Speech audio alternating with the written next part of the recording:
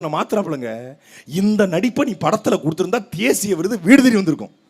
நேற்று ஜனநாயகன் படம் release ஆயிடுச்சான். 4-5 scene எடுத்து பசங்க போட்டிருந்தாங்க இணையதளங்களை. நான் வீடியோ பைரசியை திருட்டு விசிடியை நான் ஆதரிக்கலை. ஏன்னா அது ஒரு பெரிய கூட்டு முயற்சி. சினிமா என்பது கூட்டு உழைப்பு, பல ஆயிரக்கணக்கான கலைஞருடைய உழைப்பு. அதை நான் கொச்சைப்படுத்தலை. எந்த படமும் எந்த சீனும் இணையத்தில் வரக்கூடாது என்பதில் நாங்கள் தெளிவாக இருக்கோம். ஆனால் அந்த படத்துல காட்சி வெளிவந்திருக்கிறது. மதசார்பற்ற சமூக நீதி பேசுகிற, ரம்சானுக்கு போய் குல்லா போடுகிற, இஸ்லாமியர்களை தன் நண்பன் என்று சொல்லுகிற, பாசிச பாஜக கொள்கை எதிரி பாஜக என்று சொல்லுகிற மரியாதைக்குரிய விஜய் படத்துல காட்சி வச்சிருக்காரு. ஒரு கோவில் திருவிழாவில் ஒரு இஸ்லாமிய சகோதரன் போய் குண்டு வைக்க பார்க்கிறான். அப்போ கேட்கிறான், என்ன பாய் குண்டு வச்ச 5000 பேர் சாவாங்களா? சாகட்டும் என்று காட்சி. ஒரு இஸ்லாமியன் படத்துல குண்டு வச்சு இந்துக்களுக்கு கலவரத்தை ஏற்படுத்து போல காட்சி வைக்கிறனா, நீ எவ்வளவு பெரிய அயோக்கிய நாயுடா, நீ எவ்வளவு பெரிய அயோக்கிய பைய. திருப்பரங்குன்றம் பிரச்சனையில ஏன் இவன் வாய் துறக்கல? திருப்பரங்குன்றம் பிரச்சனை பத்தி எரியுது. இந்துக்களுக்கும் இஸ்லாமியருக்கும் ஒரு கலவரம் வருகிற சூழல் ஏற்படுது. திமுக பேசல, அதிமுக பேசல, பிஜேபி தூண்டுது கலவரத்தை. அப்பொழுது ஒரு தலைவன் சொன்னான், அது முருகன் திருப்பரங்குன்ற மலை என்னுடைய சொந்தங்கள் கொண்டாடட்டும், அது சிக்கந்த தர்கா என்னுடைய இஸ்லாமிய சொந்தங்கள் கொண்டாடட்டும். உனக்கு என்ன பிரச்சனை? இஸ்லாமியனுக்கு அது சிக்கந்த தர்கா, இந்துக்களுக்கு அது திருப்பரங்குன்ற மலை. முருகனையும் வழிபடட்டும், சிக்கந்தரையும் வழிபட்டும். உனக்கு என்னடா பிரச்சனை கேட்ட ஒரே தலைவன் எங்க அண்ணன் செந்தமிழன் சீமான் மட்டும்தான். விஜய் வாயை மூடிட்டாப்ல, ஒரு வார்த்தை பேசல. ஏன் பேசல? படத்துல காட்சி, திருவிழா நடக்குது, பணத்தை வாங்கிக்கிட்டு நான் கேட்கிறேன், வினோத்ல கேட்கிறேன், இயக்குனர் வினோத்துக்கிட்ட, இந்த படம் மட்டும் தியேட்டருக்கு விட்ட ஓத்த, அந்த படத்தை செதுக்கிறோம்டா வரட்டும்டா. படம் முழுக்க என்ன தெரியுமில்ல? படம் முழுக்க அண்ணன் சீமானத்தை வில்லன் ஆக்கி வச்சிருக்கான். வில்லனே சீமான் தாங்க படத்துல. நாம் தமிழர் ஐடியாலஜி தான். அவன் எவ்வளவு கொடூரமான மனநிலை கொண்டிருந்தா, 15 வருஷமா ஒரு கட்சி இருக்குதான், அந்த கட்சி 3வது பெரிய கட்சி ஆயிடுச்சான். ஆனா மக்கள்கிட்ட வெறுப்பு அரசியலை விதைத்து ஒரு இன்சிடென்ட் வச்சு பழி வாங்குவதற்காக அரசியல் செய்துன்னு சொல்லி காட்சி, இன்சிடென்ட் வச்சு பழி வாங்குவதற்காக கட்சி வச்சுக்கிறேன். வில்லனே படத்துல அண்ணன் சீமான் போல ஒரு கேரக்டரை வச்சு எவ்வளவு பெரிய வன்மவாதி பாருங்க. டேய், இந்த நிலத்துல தேவராக, தேவேந்திரராக, படையாட்சியாக, கோணாராக, பிள்ளமாராக, செட்டியாராக, முதலியாக, இந்துவாக, கிறிஸ்தவராக, இஸ்லாமியராக பிரிந்து கிடந்த தமிழர்களை நீயும் தமிழன், நானும் தமிழன், நாம் தமிழர் என்று உணர வைத்தவன் எங்க அண்ணன் செந்தமிழன் சீமான்டா. கேரளாவை மலையாளி ஆளட்டும், ஆந்திராவை தெலுங்கர் ஆளட்டும், கர்நாடகாவை கன்னடர் ஆளட்டும், குஜராத்தியை குஜராத்தி ஆளட்டும், ஒரியாவை ஒரியன் ஆளட்டும், பஞ்சாபி சீக்கியன் ஆளட்டும், தமிழ்நாட்டை தமிழன் நான் ஆள்வேன். வாழும் உரிமை எவருக்கும் உண்டு, ஆளும் உரிமை தமிழர் எமக்கே உண்டு. இது எங்கள் கோட்பாடு. கேரளாவை மலையாளி தான் ஆள்றாரு, அதான் சரி. ஆந்திராவை தெலுங்கர் தான் ஆள்றாரு, அதுதான் சரி. கர்நாடகாவை கன்னடர் ஆள்றாரு, அதுதான் சரி. தமிழ்நாட்டை தமிழர் ஆளணும், அதுதான் சரி. இது எங்கள் கோட்பாடு. இது எப்படி தப்பான ஐடியாலஜியா இருக்கும்? தமிழ் தேசியம் என்பது நாடு தமிழ்நாடு, வாழ்கிற மக்கள் தமிழர்கள், பேசுகிற மொழி தமிழ் மொழி. இந்த மொழிக்கான அரசியல், இந்த தேசிய இனத்துக்கான அரசியல் தமிழ் தேசிய அரசியல். என் கச்சத்தீவு மீட்கப்பட வேண்டும், தமிழ் தேசிய அரசியல். என் முல்லை பெரியாற்றில் எனக்கு நீர் வேணும், தமிழ் தேசிய அரசியல். என் காவிரியில எனக்கு உரிமை வேண்டும், தமிழ் தேசிய அரசியல். என் மண்ணின் வளம் என் மக்களுக்கு சொந்தம், இதுதான் தமிழ் தேசிய அரசியல். தமிழ் தேசியத்தையும் திராவிடத்தையும் இந்த மக்கள் இரு கண்களாக பார்க்கிறான்னு ஒரு உருட்டிட்டு வேலு நாச்சியார கொள்கை தலைவராக ஏத்துக்கிட்டு, ஆனால் அங்க போய் சொல்றாரு படத்துல காட்சி, இது ஒரு தப்பான ஐடியாலஜி. படம் திருட்டு வித்தனமா வந்ததுனால நான் முழுமையா பேசல. படம் வருமான்னு தெரியல, வரட்டும். இந்த படம் அவர் வெளியிட்டார், இவன் தான் வெளியிட்டிருக்கான். ஏன் வெளியிட்டிருக்காப்புல சொல்லுங்க? படத்துல கடைசி காட்சியில ஓட்டு கேட்கிற மாதிரி ஒரு காட்சி இருக்கு. இந்த மாதிரி ஒருத்தர் கேட்குறாங்க கேள்வி, நெல்சன் இந்த அட்லிலாம் நின்றுக்கிட்டு கேட்குறாங்க, சார் மாற்றம் வருமா? நம்ம எல்லாரும் மாறினா மாற்றம் வரும். இந்த வார்த்தையை கூட எங்கள் அண்ணன் கடை வாங்கியிருக்கான். எங்கள் அண்ணன் எச்சில் தாண்டா நீ கட்சியே நடத்துற. மாற்றத்தை விரும்புகிற ஒவ்வொருவரும் கூடினால் அடுத்த நொடியே மாற்றம். அது சீமானனுடைய வசனம்.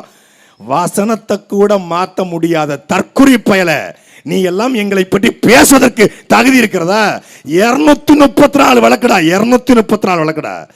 என் மீனவனை அடித்தால் சிங்கள மாணவனை அடிப்பேன் என்று சொன்னதற்காக 6 மாதம் சிறை, கொடும் சிறை போனாரு. என் பிரபாகரன் என் சொந்த ரத்தம். இத்தாலியில பிறந்த சோனியா அன்னையாகலாம், குஜராத்ல பிறந்த காந்தி தாத்தாவாகலாம், காஷ்மீர்ல பிறந்த நேரு மாமாவாகலாம். என் சொந்த ரத்தம் பிரபாகரன் எனக்கு அண்ணனாக கூடாதா என்று கேட்டதற்காக தேசிய பாதுகாப்பு சட்டம் 6 மாசம் ஜெயிலு, 1 வருஷம் ஜெயிலு, 234 வழக்கு. பெரியார் மண்ணுலடா, பெரியார் எனக்கு மண்ணுதான்டா என்று பேசியவன்டா. பெரியார் படிக்க வச்சாரு, அந்த பக்கம் போ. என் தலைவன் எங்கள் தாத்தன் காமராஜர் படிக்க வச்சாரு, இந்த பக்கம் வா. திராவிடமா, அந்த பக்கம் போ. தமிழ் தேசியமா, இந்த பக்கம் வா. பெரியார் மட்டும்தான் பெரியார், அந்த பக்கம் போ.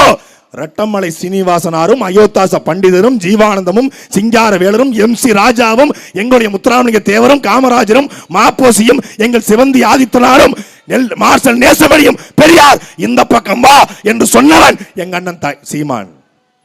அவர் உனக்கு 10/11 மற்ற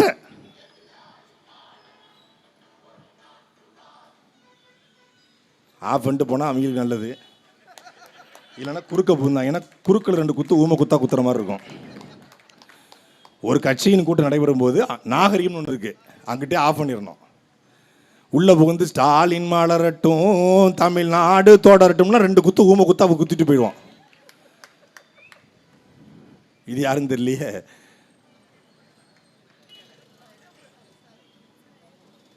அதான் என்னன்னா, அப்ப நம்ம கேட்கிற கேள்விக்கு பதில் சொல்ல வக்கற்ற இந்த கூட்டம், தளபதி வந்தால் நல்லது நடக்கும். எப்படி நடக்கும்? எப்படி நடக்கும்? என்ன திட்டம் இருக்கு? எங்க திமுகங்கிற கட்சி மாற்று கருத்து இருக்கிறது. ஆட்சி மோசமான ஆட்சியை கொடுத்திருக்கிறது. திமுகவோட 50 ஆண்டு ஆட்சியில 10 லட்சம் கோடி கடன். ஆனால் திமுக தேர்தல் அறிக்கைன்னு ஒன்று போட்டிருக்கு, ஒரு தேர்தல் அறிக்கை கொடுத்திருக்கு. அதிமுக ஒரு தேர்தல் அறிக்கை கொடுத்துருச்சு.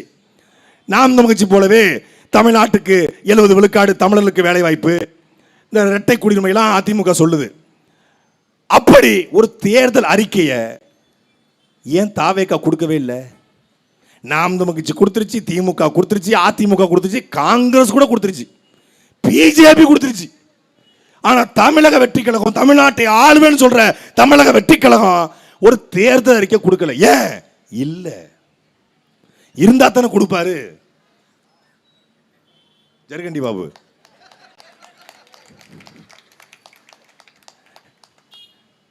எதுக்கு அது? பாவம், நம்ம அதிமுகவை வந்து பெருசா அடிக்கிறது இல்லை. ஏன் தெரியுமா? எங்க ஊர்ல சொல்லுவாங்க, தாயில்லா பிள்ளைகளை தலையில் அடிக்க கூடாதுன்னு. அது தாயில்லா பிள்ளை. அதனால என்ன பண்ணுது, 2 குத்து ஊமை குத்தா எப்பயுமே குத்தி அனுப்புறது, போ போ போ போ அப்படின்னு.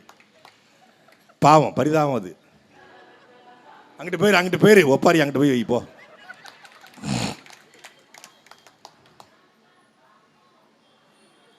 இப்படித்தான் ஓட்டு கேட்பாங்க. வண்டியை போட்டு விட்டு குறுக்க மறுக்க போய்கிட்டு, எவனாவது இப்படி கூட்டம் போட்டு கொள்கைகளை பேசுறானா, எவனாவது கூட்டம் போட்டு மக்களுக்கு பேசுறானா, எவனாவது கூட்டம் போட்டு கேள்வி கேட்கறானா, எவனாவது கூட்டம் போட்டு கல்வியை பத்தி, மருத்துவத்தை பத்தி, தண்ணியை பத்தி, சென்னையினுடைய வாட்டர் மேனேஜ்மெண்ட் பத்தி, சென்னையினுடைய கழிவுநீர் வாய்க்காலை பத்தி நாங்கள் சொல்கிறோம். நாங்கள் வந்தால் சென்னையில கழிவு நீரும் மழை நீரும் ஒன்னா கலக்காது. மழை நீருக்கு தனி வாய்க்கால், கழிவு நீருக்கு தனி வாய்க்கால். உலகத்திலே அன்பிற்குரிய மக்களே, சென்னையில மட்டும்தான் கழிவு நீரும் மழை நீரும் ஒன்னா கலக்குது காவாயில. ஏன் வெள்ளம் வருது? கழிவு நீருக்கு இன்னொரு வாய்க்கால் இருக்கு. இந்த வாய்க்கால் 4000 crores பேக்கேஜ். திஸ் பேக்கேஜ் இருக்குல்ல, இந்த பேக்கேஜ்ல ஓட்ட வழியா தான் மழை நீரும் போகணும், உள்ள சாக்கடை ஓடிட்டு இருக்கு. இப்ப என்ன ஆகுதுன்னா, இந்த மழை நீர் உள்ள போகும்போது இவன் பெட்டி கடை, தள்ளுவண்டி கடை, குப்பை எல்லாத்தையும் நைட்டு கொண்டு போய் பேப்பரை பூரா உள்ள வச்சிடறேன். Storage bank.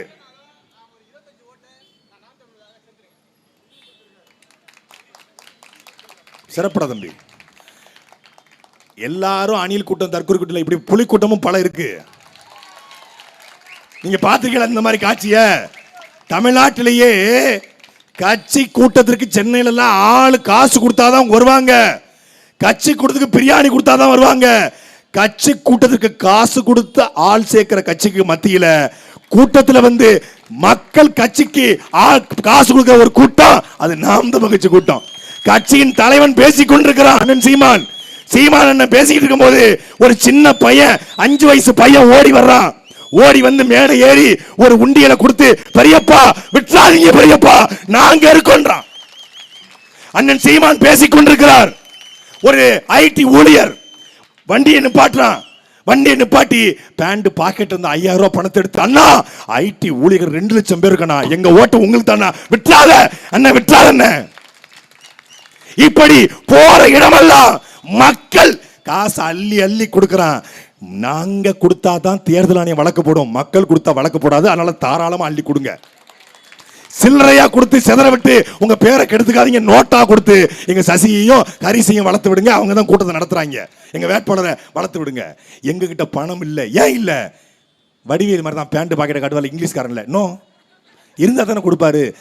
அரசியல் செய்வதற்கு பணம் தேவையில்லை, நல்ல குணம் இருந்தால் போதும், நல்ல மனம் இருந்தால் போதும், தமிழ் என்கிற இனம் இருந்தால் போதும். என்ன நிக்கிறோம்? எப்படி நிக்கிறோம்? நீங்க தோத்துக்கிட்டே இருக்கீங்களே, எப்படிங்க ஜெயிப்பீங்க? எப்பங்க ஜெயிப்பீங்க? என் ஓட்டு எம்எல்ஏ ஆகணுமே, நான் என் ஓட்டு ஜெயிக்கிற கட்சி தானே நான் போட்டு பழக்கம் அப்படின்னு நினைக்காதீங்க. தோத்து போனதுனாலேயே நல்ல கண்ணு கெட்டவரும் கிடையாது, ஜெயித்து கொண்டிருப்பதனாலேயே இந்த திராவிட கூட்டம் நல்லவர்களும் கிடையாது. நல்ல கண்ணு தோத்துட்டாரு, நல்ல கண்ணு தோத்துட்டாரு. இந்த இளைஞர்கிட்ட கேளுங்க, உங்க ரோல் மாடல் யாருன்னு கேளுங்க. மைக்க வச்சு யாராவது ஒரு தொலைக்காட்சி கேளுங்க. யாராவது ஒருத்தர் கருணாநிதியை சொல்லுவாங்களா? யாராவது ஒருத்தர் ஜெயலலிதா சொல்லுவாங்களா? யாராவது ஒருத்தர் எடப்பாடியை சொல்லுவாங்களா? யாராவது ஒருத்தர் நைனா நாகேந்திரனை சொல்லுவாங்களா? என்ன சொல்லுவாங்க? இந்த இளைஞர்கள் எங்களுக்கு அரசியல் ரோல் மாடல் நல்ல கண்ணு என்றுதான் சொல்வார்கள். ஏன்? 80 வருஷ பொது வாழ்க்கை, கட்சி கொடுத்த 1 கோடி பணத்தை கட்சிக்கே திருப்பி கொடுத்தவன், தகைசால் தமிழர் விருது கொடுத்து தமிழ்நாடு அரசு கொடுத்த 10 லட்சத்தை அந்த அரசுக்கே திருப்பி கொடுத்த ஒரே பெருந்தகையாளர் எங்கள் தாத்தா நல்லகண்ணு. அவர்தான் எங்கள் பொலிட்டிக்கல் ரோல் மாடல். அப்போ எந்த விதமான அடிப்படை புரிதலும் இல்லாத ஒரு கூட்டம் மாஸ் இருக்குது தமிழ்நாட்டில். இவரை விட பெரிய பெரிய நடிகர்கள்லாம் கட்சி ஆரம்பிச்சிருக்காங்க. விஜய் தமிழ்நாட்டை ஆள போறான்னு சொல்றான்ல, அவனுக்கு சொல்றேன். 1988 எம்ஜிஆருக்கு இணையான ஒரு நடிகர், தமிழ்நாட்டில் கொண்டாடப்பட்ட ஒரு நடிகர், சொல்ல போனா இந்தியா உலகம் வியந்து பார்த்த ஒரு நடிகர். நீ எங்களோடு வயலுக்கு வந்தாயா, ஏற்றம் இறத்தாயா, நாற்று நட்டாயா, கலனிவாழ் பெண்களுக்கு கஞ்சி கலையம் சுமந்தாயா, மாமனா மச்சானா மானங்கட்டவனே என்று வசனம் பேசி, வாவுசினா அவர் மூஞ்சிதான், கட்டபொம்மன்னா அவர் மூஞ்சிதான், 10 கெட்ட போடுவாப்புல, பல கெட்ட போடுவாப்புல. யாரு? சிவாஜி கணேசன். தமிழக ஜனநாயக முன்னணி அப்படி ஒரு தமிழக முன்னேற்ற கழகம்னு கட்சி ஆரம்பிக்கிறாரு. கட்சி ஆரம்பிச்சு 52 இடங்களில் போட்டி போடுறாரு. எம்ஜிஆருடைய மனைவி ஜானகி அம்மாவோட கூட்டணி. ஒரே வருஷம் 52 இடங்களில் டெபாசிட் காலி. ஒரே தேர்தல் கட்சியை கொண்டு போய் ஜனதாதளத்தில் கொடுத்துட்டு நான் கருணாநிதி நண்பராகவே தொடர்றேன்ட்டாரு. எம்ஜிஆர் போலவே லட்சிய நடிகர் என்று அறியப்பட்ட ஒரு நடிகர், லட்சிய நடிகர் ராஜேந்திரன், எஸ் ராஜேந்திரன், எஸ்எஸ்ஆர் புரட்சி கழகம் அப்படின்னு ஒரு கட்சி ஆரம்பிக்கிறாரு. எம்ஜிஆர் சிவாஜி காலத்தில் ஒரே தேர்தல் கட்சியை கொண்டு போய் அதிமுக ஒப்படைச்சிட்டாப்ல. எம்ஜிஆருடைய அரசியல் வாரிசு என்று அறியப்பட்ட ஒரு நடிகர், பெண்களுக்கு ரொம்ப பிடிச்ச நடிகர் அந்த காலத்தில். எங்க சித்தி பெரியமாக்கலாம் முருங்கைக்கானாலே அவர் ஞாபகம் தான் வரும். அவரு எம்ஜிஆர் மக்கள் முன்னேற்ற கழகம் கட்சி ஆரம்பிக்கிறார். எம்ஜிஆரால இவர் தாங்க என் அரசியல் வாரிசுன்னு அறிவிப்பட்டார். இன்னைக்கு எம்ஜிஆர் பல பேர் கருப்பு எம்ஜிஆர், சிவப்பு எம்ஜிஆர், தொப்பி எம்ஜிஆர், குட்டை எம்ஜிஆர், நெல்ல எம்ஜிஆருங்கிறான். எம்ஜிஆர் தன் அரசியல் வாரிசாக அறிவிக்கப்பட்ட ஒரு நடிகர். அவர் கட்சி ஆரம்பிச்சாரு. 6 மாசம் ஒரே தேர்தல் கட்சியை கொண்டு போய் திமுக ஒப்படைச்சாரு. அப்புறம் அதிமுக போனாரு. இப்ப கட்சியை கலைச்சிட்டு நடிக்க போயிட்டாரு. அதுக்கப்புறம் தென் மாவட்டத்தில் புகழ்பெற்ற ஒரு நடிகர். தென் மாவட்டம் அவர் வந்தாருன்னா கொந்தளிப்பான். அதாவது அவருடைய அழகை பார்த்து மயங்காத பெண்கள் இருக்க மாட்டாங்க. அப்படிப்பட்ட ஒரு நடிகர் நவரச நாயகன் கார்த்திக் கட்சி ஆரம்பிச்சாரு. நாடாளும் மக்கள் கட்சினாரு. ஒரே தேர்தல் நாடையும் ஆளல, வீடையும் ஆளல, மொத்தமா கொண்டு போய் கட்சியை கொண்டு போய் ஃபார்வர்ட் பிளாக்கோட ஒப்படைச்சாரு. அப்புறம் அதிமுக கூட்டணி, அப்புறம் திமுக கூட்டணி. இப்ப தேர்தலுக்கு மட்டும் 5 லட்சம் கொடுத்தா வெளியே வருவாப்புல, முடிச்சுக்காத. அடுத்து அதே போல தமிழ்நாடு முழுக்க அறியப்பட்ட ஒரு நடிகர், சுப்ரீம் ஸ்டார், சித்தியினுடைய கணவர் சித்தப்பா சரத்குமார். எனக்கு 12 மணிக்கு ஒரு கனவு வந்துச்சு. கனவுல என் மாமியார் கேட்டாங்க, நீங்கள் முதலமைச்சர் ஆக முடியுமான்னு கேட்டாங்க அப்படின்னாரு. எனக்கு கனவு வந்துச்சு, கட்சியை கொண்டு பிஜேபியில் ஒப்படைச்சிருன்னு சொன்னாங்க. பிஜேபியில் கொண்டு கட்சியை ஒப்படைச்சிட்டாப்புல. எம்எல்ஏ எம்பி எல்லாம் ஆனாப்புல. சரத்குமார் என்னாச்சு, பிஜேபிட்ட போயிட்டாப்புல. இப்போ திருப்பியும் நான் கட்சி ஆரம்பிக்கலாம்னு யோசிச்சுக்கிட்டு இருக்கேன்றாப்புல, சீட்டு கிடைக்கலன்னு. முடிஞ்சு கதை. அதே போல தான் இவங்க என்ன, விஜய்னா நடிப்பாப்புல. ஒருத்தர் நடிப்பு, இயக்கம், பாடல்கள், திரைக்கதை, வசனம், இயக்கம், ஸ்டண்ட், ஒளிப்பதிவு, எடிட்டிங்கு எல்லாம் பண்ணுவாப்புல. வாடா என் மச்சி வாழைக்கா பச்சி ஓ உடம்ப பிச்சு போட போறேன் பச்சி டண்டனக்கா டனக்கு நக்காம்பாப்புல. அவர் ஒரு கட்சி ஆரம்பிச்சார், லட்சிய திமுகன்னு. லட்சிய திமுக முடிஞ்சு ஒரே தேர்தல், கட்சியை கொண்டு போய் திமுக ஒப்படைச்சு திமுக எம்எல்ஏ வாங்கி அப்புறம் அதிமுக போய் முடிஞ்சு கதை. இப்படி தமிழ்நாட்டில் பல பேர் ஆரம்பிச்சிருக்காங்க. கடைசியா ஒருத்தர் வந்தாப்புல, அந்த பக்கமும் நிற்க மாட்டேன் இந்த பக்கம் நிற்க மாட்டேன் நடுவில் தான் நிற்பேன் அப்படின்னாப்புல. என்னோட கொள்கை என்ன, சென்டரிசம்னாப்புல. 2019 நாடாளுமன்ற தேர்தலில் எங்களுக்கு கூடவே போட்டி போட்டாரு. 50 வருஷமா சினிமாவில் இருக்காரு. அம்மாவும் நீயே அப்பாவும் நீயே அன்புடனே ஆதரிக்கும் தெய்வமும் நீ என 5 வயசுல கட்சி நடிக்க வந்தாரு. 50 வருஷம் நடிப்பு, 150 படம், பெரிய புகழ்பெற்ற நடிகன் கமலஹாசன். அந்த கமலஹாசனையே 2019 நாடாளுமன்ற தேர்தலில் தாண்டி ஓடி வந்து 16 லட்சம் வாக்களை பெற்று அன்றைக்கு 4 விழுக்காடு வாக்களை கமலஹாசனை தாண்டி ஓடணும். கட்சி ஆரம்பிச்சு 4 வருஷத்துல, இப்ப கட்சி ஆரம்பிச்சு 15 வருஷம், கட்சி தேர்தலை போட்டு 10 வருஷம். இப்படி எத்தனை நடிகன் வந்தான். இதே போல சிரஞ்சீவி ஆந்திராவில் பெரிய நடிகர், புகழ்பெற்ற நடிகர், மெகா ஸ்டார், குடும்பமே சினிமா குடும்பம். 10 லட்சம் பேர் மாநாட்டுக்கு திறந்தா பெரிய கிண்ண சாதனை. 18 எம்எல்ஏ அடிச்சாரு. காங்கிரஸ் கூட கட்சியில கூட்டணி வைக்கலாமான்னு ஒரு வார்த்தை கேட்டாரு. அங்கிருந்து செருப்பு வந்து கன்னத்துல விழுந்துச்சு. விசில் அடிச்சவன், மாலை போட்டவன், கொண்டாடினவன் செருப்பை வீசிட்டாங்கிற அவமானத்தில் வீட்டுக்கு போய் கட்சியை கலைச்சிட்டு காங்கிரஸோட சேர்த்துட்டு திருப்பியும் நடிக்க போயிட்டாப்புல. அவராது திருப்பி நடிக்க போக ஒரு வாய்ப்பு இருந்துச்சு. சாருக்கு நடிக்க போறதுக்கு வாய்ப்பு இருக்கான்னு பார்த்தா நடிப்பும் வராது. நடிக்க போறதுக்கு வாய்ப்பு இருக்கு, இந்த படம் மட்டும் வரட்டும். ஜனநாயகன் தளபதியோட கடைசி படம், தளபதி நடிப்பை கொட்டியிருக்காரு, அப்படியே மிரட்டிருக்காருனா என்னடான்னு பார்த்தா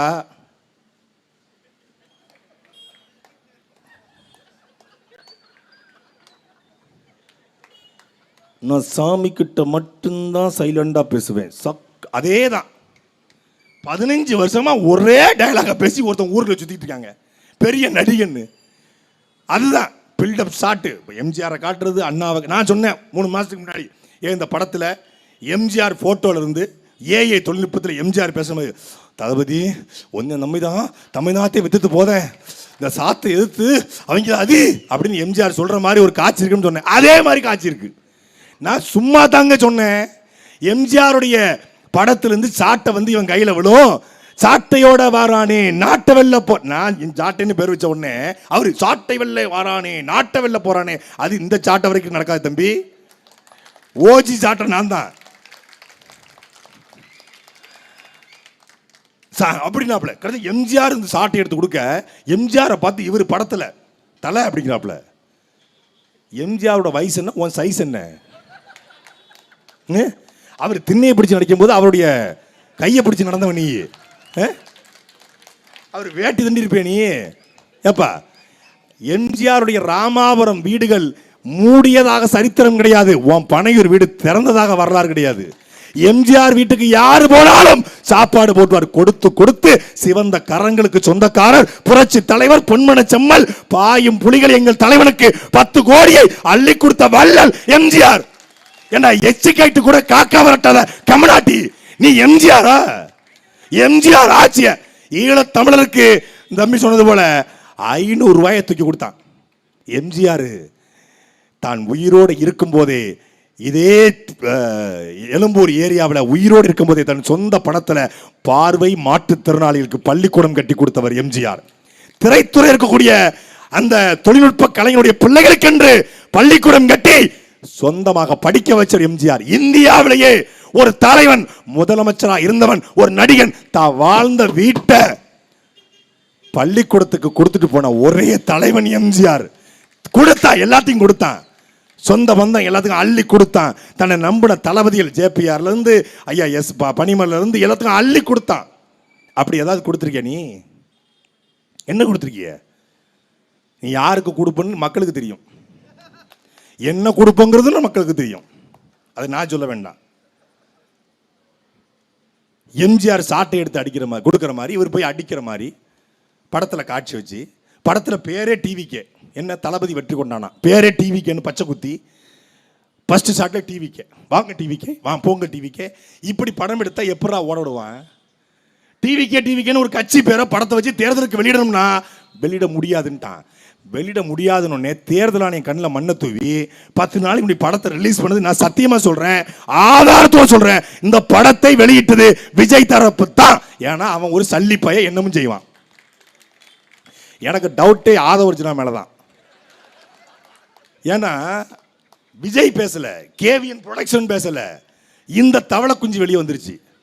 வெளியே வந்து ரெட் ஜெயந்த் மூவிஸும் சிஎஃப் ரெட் ஜெயந்த் மூவிஸா இது திமுகவும் பிஜேபியும் சேர்ந்துக்கிட்டு ஜனநாயகம் வெளியிட்டுச்சு. திமுகவும் பிஜேபி எப்படிப்பா சேர்ந்து வெளியிடும்?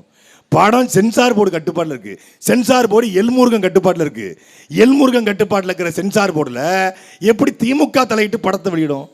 ஏண்டா ஒரு அதாவது கனவா இருந்தாலும் ஒரு லாஜிக் வேண்டாமா?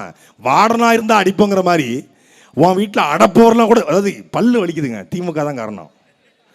எங்களுக்கு திமுக எதிர்ப்பு இருக்கிறது, அதுக்கு நீ எல்லாத்துக்கும் நோட்ட சொல்லக்கூடாதுல்ல. ஒரு உண்மையை பேசணும், ஒரு அதை உறுதியாக பேசணும்ல.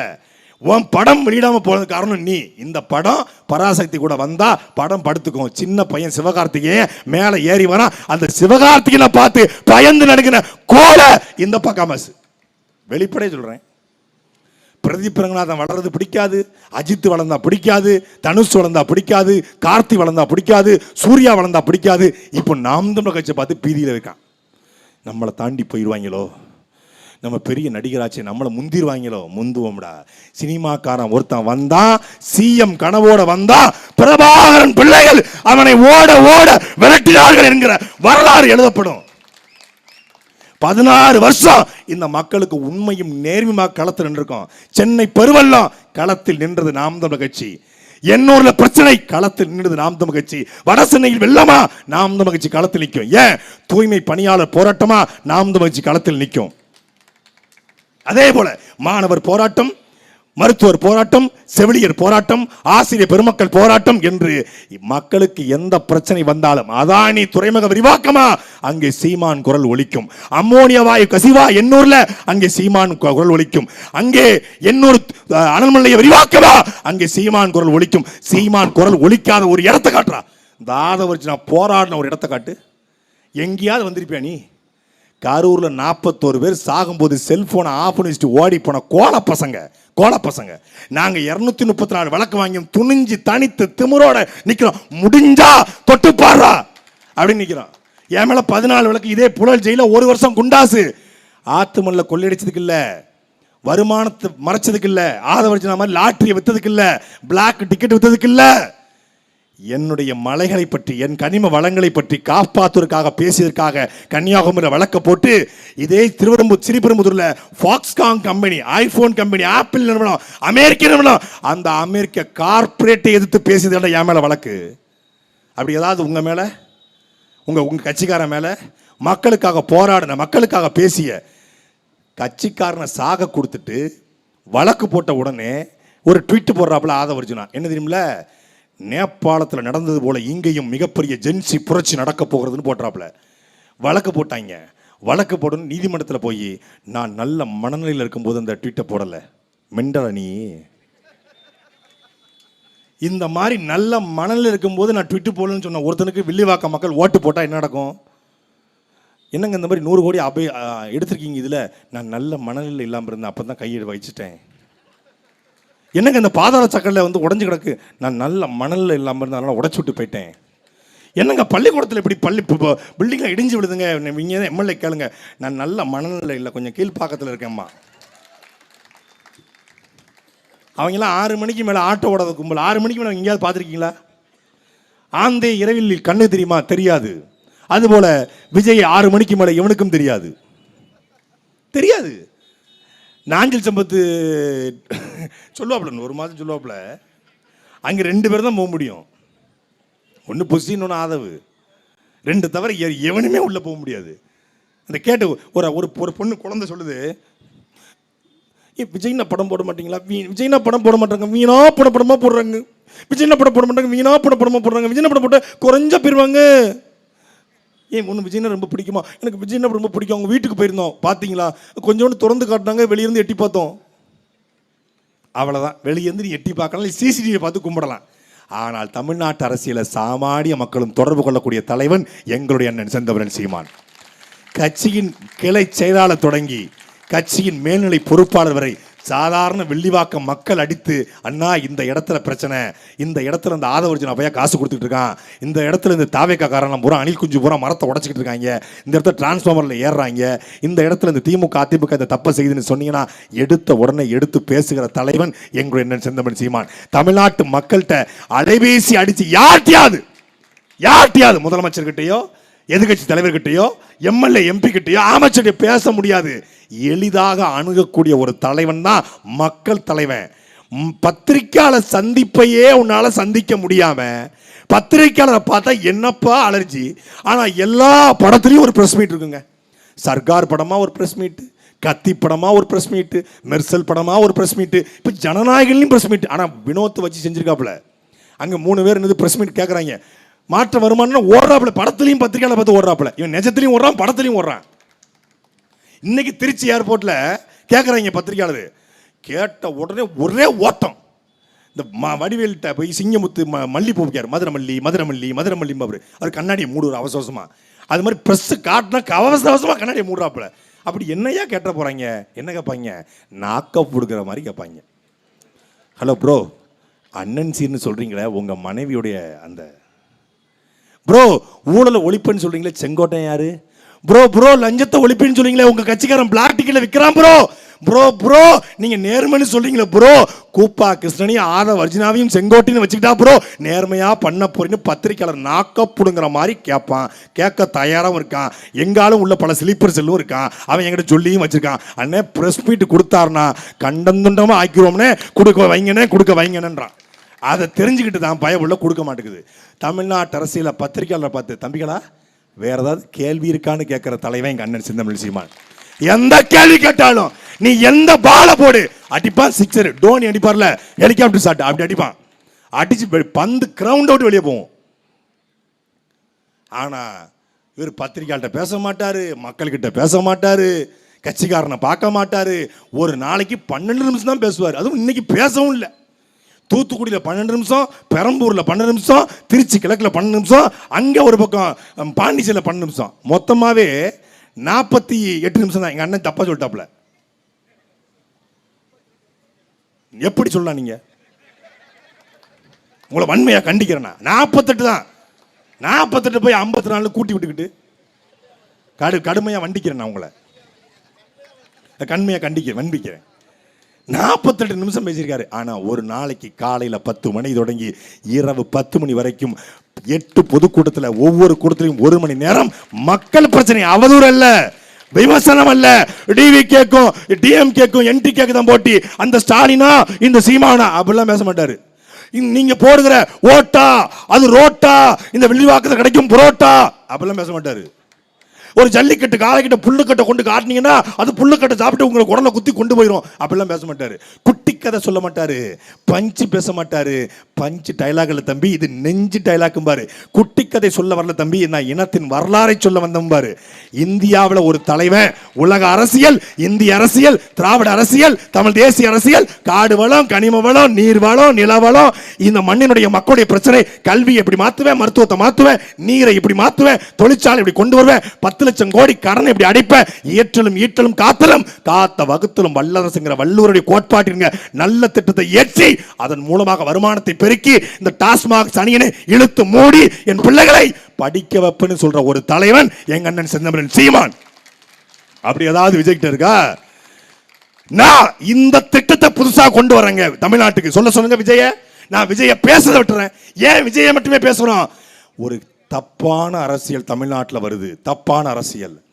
வீட்டுக்குள்ள ஏற்கனவே கரப்பாம்பூச்சி இருக்கு. ஏற்றுக்கினே எலி இருக்கு, ஆனா வீட்டுக்குள்ள இப்போ ஒரு பாம்பு வருது. கரப்பாம்பூச்சி எலி இருந்தா வீட்டுக்கு ஆபத்து தான், ஆனால் அதை விட பேராபத்து இந்த பாம்பு. இது ஒரு நச்சு பாம்பு, இது ஒரு பனையூர் பாம்பு, இது ஒரு விஷப்பாம்பு, இது கொஞ்சம் கூட மனசாட்சி இல்லாத பாம்பு.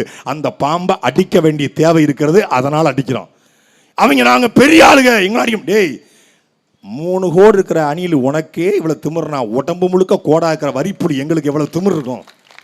மொத்தமே 3 கோடு ராமர் போட்ட கோடு, உடம்பு முழுக்க கோடுறா. என்ன கோடு? அடி வாங்கின அடி. அப்படி அவர் வழி தாங்கி வந்திருக்காரு. ஜனநாயகன் தடை பண்ண வழி, மனைவியின் விவாகரத்து வழி, கரூர்ல இந்த வழக்கு வழி, அப்புறம் வந்து எஸ்ஓபி போட்டு முடக்கின வழி. அவருக்கு அந்த வழி, எங்களுக்கு அந்த வழி அல்ல. எங்கள் தாய்மொழி தமிழ்மொழி கண்முன் சாகிறதே என்கிற வழியில நாங்கள் நிற்கிறோம். இங்க பாருங்க, சென்னையின் வீதி, மான தமிழை வாழ்ற வீதி, அன்னை தமிழ் பேசக்கூடிய தமிழ் சொந்தங்கள் வாழ்ற வீதி. ஒரு இடத்துல தமிழ் இல்ல, பேச்சு மொழியாக தமிழ் இல்ல, நீதிமன்றங்கள்ல தமிழ் இல்ல, வழிபாடு மன்றங்கள்ல தமிழ் இல்ல. கபாலீஸ்வரர் கோயிலுக்கு போனா, வடபழனி முருகன் கோயிலுக்கு போனா ஓம் சுக்லாம்பிரதம் நக்கலாம்பிரதம்ங்கிறான். என் தாய்மொழி தமிழ் மொழி செத்து போச்சு, அது எங்களுக்கு வலிக்குது. என் மீனவ சொந்தங்கள் 847 பேர் சுட்டுக் கொல்லும் போது எங்களுக்கு ஒரு வழி இருக்கிறது. முல்லை பெரியாறு தண்ணி கேட்கும் போதெல்லாம், மலையாளி அடிக்கும் போது எங்களுக்கு வழி வருகிறது. காவிரியில பிரச்சனை போது எங்களுக்கு வழி வருகிறது. எங்களுடைய சென்னையினுடைய சிங்கார சென்னையாக மாற்றிய எங்கள் தூய்மை பணியாளர்கள் பனகல் மாளிகையில போராடும் போது எங்களுக்கு ஒரு வழி வருகிறது. என்னுடைய மக்கள் இந்த நிலத்துல கல்குவாரி மணல் குவாரி, கல் என் மண்ணினுடைய வளமெல்லாம் மலையாக உடைச்சு கொண்டு போறானே என்று வழி எங்களுக்கு இருக்கு. ஆத்து மணலை கொள்ளடிக்கிற வழி எங்களுக்கு இருக்கு. இப்படி பல வழிகளை தாங்கி நாங்க நிக்கிறோம். அவரு மனைவி விவாகரத்து பண்ணிச்சுன்னு வழியோடு நிக்கிறாரு. மக்களுக்காக நிக்கிறவன் தலைவனா, தனக்காக நிற்கிறவன் தலைவனா என்பதை அறிவார்ந்த என் சொந்தங்கள் சிந்தித்து பார்க்க வேண்டும். இந்த தொகுதியில் போட்டி போடுகிற மரியாதைக்குரிய சகோதரர் லாட்ரி சீட்டில் வைத்த வருமானத்தில் மாமனார் காசுல சொகுசா வாழ்ற மருமையை அந்த ஆதவர்ஜுனா, எங்களுடைய இலக்கு என்பது வரதட்சணை கொடுக்கவும் மாட்டோம், வரதட்சணை வாங்கவும் மாட்டோம். இதுதான் எங்களுடைய கட்சியினுடைய தேர்தல் அறிக்கை. வரதட்சணை வேணுமா? உனக்கு வரதட்சணை வேணுமா? சரி, அரசின் சலுகை கிடையாது, ரேஷன் கார்டு கிடையாது, ஆதார் கார்டு கிடையாது, ஆதார் கார்டு ரேஷன் கார்டு கிடையாது, அரசுடைய சலுகை கிடையாது, அரசு வேலை கிடையாது, அரசு பள்ளிக்கூடத்தில் படிச்சிருந்தாலும் என்ன பண்ணியிருந்தாலும் உனக்கு அரசு வேலை கிடையாது, அரசு சலுகை எதுவும் கிடையாது, நீ செத்தாலும் அரசுக்கு ஒன்றும் செய்யாது. தேவைன்னா வரதட்சணை. வரதட்சணை வச்சு வாழ போறியா? அந்த பொண்ணு கூட வாழ போறியா? பொண்ணு கூட வாழணும்னா அரசு எல்லாம் செய்யும். வரதட்சணை வச்சு, நகையை வச்சு, பணத்தை வச்சு வார போனோம்னா இது செய்யும். ரித்தன்யா போல இன்னொரு தங்கை பலியாயிடக்கூடாது என்பதற்காக நாம் தமிழர் கட்சியின் தேர்தல் அறிக்கை. எங்க பிள்ளைய நாங்க படிக்க வச்சுக்கிறோம். நல்லா படிச்சிருக்கிறா, எம்பிஏ முடிச்சிருக்கிறா, எம்டெக் முடிச்சிருக்கிறா, பிஏ முடிச்சிருக்கிறா, பிசி முடிச்சிருக்கிறா, அவ டாக்டரா இருக்கிறா. அந்த டாக்டர் பொண்ணு வேணுமா? அவ நகையும் காரும் வேணுமா? நகையும் காரும் வேணுமா? நீ அமெரிக்கால போய் வாழ்ந்துக்கோ. அந்த பொண்ணு வேணுமா? இங்க வாழ்ந்துக்கோ. இது எங்கள். அவன் மாமனார் காசுல வரதட்சணை வச்சு வாழ்ற நாயெல்லாம் எங்களை பத்தி பேசுறதுக்கு தகுதி இருக்காடா? கட்சி நடத்துறாங்க, கட்சியில் இருக்கிற அத்தனை பேரும் பொண்டாட்டியும் விவாகரத்து. தமிழக வெற்றிகளுக்கு பிறகு பொண்டாட்டி எதிர்ப்பு முன்னேற்ற கழகம் வைங்கடா, நல்லா இருக்கும்டா கட்சி பேரு. பொண்டாட்டியால் பொண்டாட்டியால் விரட்டப்பட்டோர் கழகம், இல்ல விவாகரத்து முன்னேற்ற கழகம் வைங்க, இல்ல விவாகரத்து தராதோர் கழகம். டிவிக்கு பதிலாக விடிவின்னு வைங்க, விடிகேன்னு வைங்க, நல்லா இருக்கும். விவாகரத்து தராதோர் கழகம் நல்லா இருக்குல்ல, அருமையா. விடிகே, டிவிகே, அது விடிகே. அதான உண்மை. சுத்தி இருக்கிற அத்தனை வேட்பாளரும் பாருங்க. குடும்பத்தை பார்க்காத ஒருத்தன் நாட்டை பாப்பன்னு சொல்வதை எப்படி நம்ப முடியும் என்ற கேள்வியை தான் நான் எழுப்ப வந்திருக்கிறேன். தன்னுடைய சொத்துக்களை எல்லாம் மறைத்து, மனைவியின் சொத்துக்களை மறைத்து, இன்னைக்கும் தமிழ்நாட்டில் ரம்மி சர்க்கிள், இந்த லாட்ரி சீட்டு மூலமா ஆயிரக்கணக்கான குடும்பங்கள் சாவதற்கு காரணமான கம்பெனியுடைய உரிமையாளர் இந்த ஆதவர்ஜுனா. இவர் தான் நாட்டுக்கு வந்து நல்லது பண்ண போறாரா என்பதை ஒரு ஓட்டை போட்டு வேஸ்ட்